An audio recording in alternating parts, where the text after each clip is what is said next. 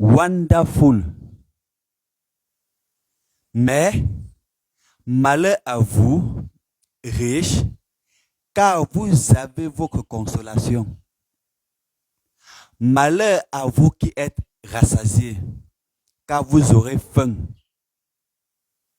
Malheur à vous qui riez maintenant, car vous serez dans le deuil et dans les larmes. Chers abonnés, bonjour. Bienvenue dans cette nouvelle vidéo. La thématique portera sur Luc, chapitre 6, du verset 24 au verset 25. Écoutons.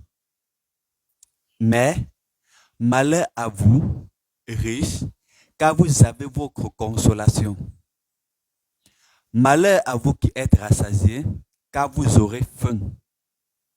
Malheur à vous qui riez maintenant, car vous serez dans le deuil et dans les larmes. Chers abonnés, la semaine dernière, on discutait toujours de ces passages bibliques.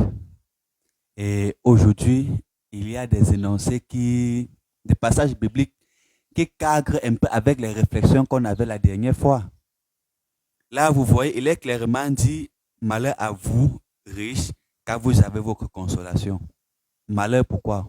Pourquoi malheur aux riches? Pourquoi malheur aux gens qui ont la possibilité de s'offrir de bonnes écoles? Pourquoi malheur à ceux qui ont la possibilité de faire les dons dans les églises? Pourquoi malheur à ceux qui ont la possibilité de s'offrir les meilleurs médecins? Pourquoi malheur à eux?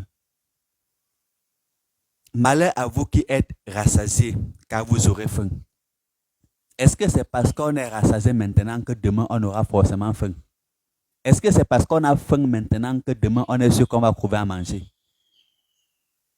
On peut être rassasié maintenant et demain être encore plus rassasié. Malheur à vous qui riez maintenant, car vous serez dans le deuil et dans les larmes. Est-ce que le fait d'être heureux maintenant suppose forcément que demain on sera malheureux? Est-ce que le fait d'être malheureux maintenant suppose forcément que demain on sera heureux? On peut être heureux maintenant et être encore plus heureux demain. Comme on peut être malheureux aujourd'hui et l'être encore plus demain. Ces passages bibliques qui prêtent à confusion là, qui confondent les gens, qui embrouillent les gens, qui embrouillent les fidèles. Vous voyez, un fidèle, il prend une décision radicale. Quelqu'un est malade, il ne part pas à l'hôpital parce que, soi-disant que dans sa religion, on n'autorise pas l'hôpital, que ce sont les choses du diable. Un enfant étudie pendant toutes les années, le moment de composer arrive, on lui dit, mets le masque pour composer, il dit que non. Dans sa religion, on n'accepte pas ça, que ce sont les choses du diable, jusqu'à il ne compose pas.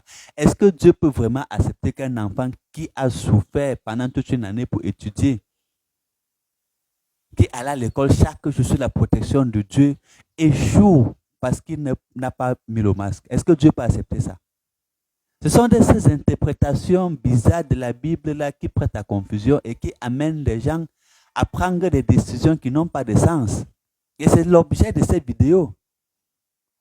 Pour être une sorte de voix de sans-voix, parler à haute voix, poser la question que les gens se posent sans avoir la réponse. Pour que vous, les abonnés qui écoutez, vous apportez les éléments de réponse.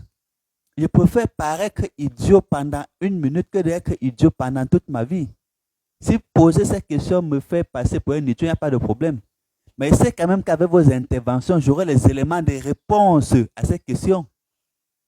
Parce qu'il faut être malhonnête pour avoir les éléments de réponse à une question et on vous pose la question, vous ne répondez pas. Surtout quand ça ne vous expose à rien du tout. Si quelqu'un ouvre sa bouche et il dit qu'en fait ce passage biblique veut effectivement dire que telle ou telle chose, qu'est-ce qu'on va lui faire? Est-ce qu'on va le taper? Non, au contraire. On lui sera reconnaissant de ce que par sa voix, on a eu la bonne information. Je dis encore, je n'ai rien contre la Bible, rien du tout. Je n'ai pas qualité à critiquer la Bible, rien du tout. Je ne suis pas pasteur, je ne suis pas prêtre, je ne suis pas prophète, rien de tout ça. Je m'intéresse à la Bible, je m'intéresse à la Bible parce que Ce livre rempli de paraboles là, ça me fait réfléchir. C'est pour ça que je lis pour avoir un maximum d'informations par rapport.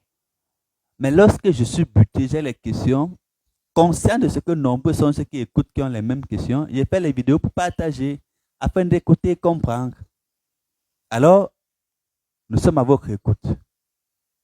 Agréable dimanche à vous.